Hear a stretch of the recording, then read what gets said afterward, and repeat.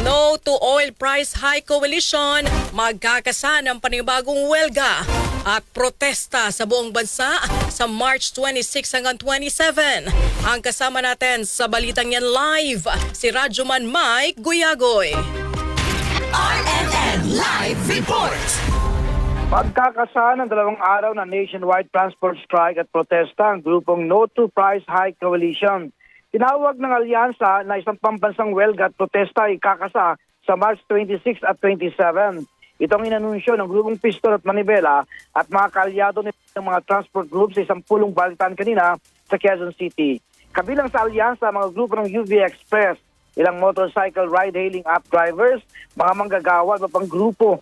Sa isang pulong balitaan, sinabi ng grupo na walang ginagawa ang pamahalaan kasunod na rin ng mga walang prenong oil price hike, dulot naman ng tensyon sa Middle East. Kasabay nito, naglatag din sila ng 6-point demands para sa pamahalaan.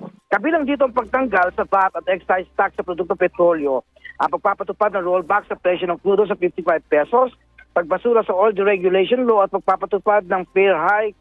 Sinabi ni Piston National President Camody Floranda na sisingilin nila ang Marcos administration dahil sa mabagal na pagtugon sa krisis sa langis.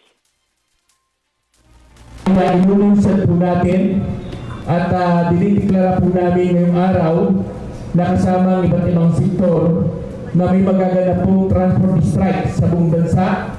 Magmumula po yan ng March 26 hanggang 27.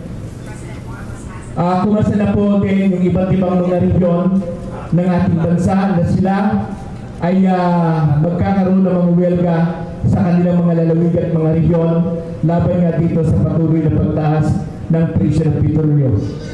At siyempre, dito po sa National Capital Region ay magkakaroon din ng mga mass-up area na kung nung nakaraan ay 17 na mga national route ay maladagdagan pa ito sapagkat kasama natin yung iba't ibang muda ng ating Tampok sa March 26 ang transport strike nationwide habang sa March 27 magtitipon-tipon ang iba't ibang mga grupo sa Welcome Rotonda sa Kadidiretso sa Mendiola.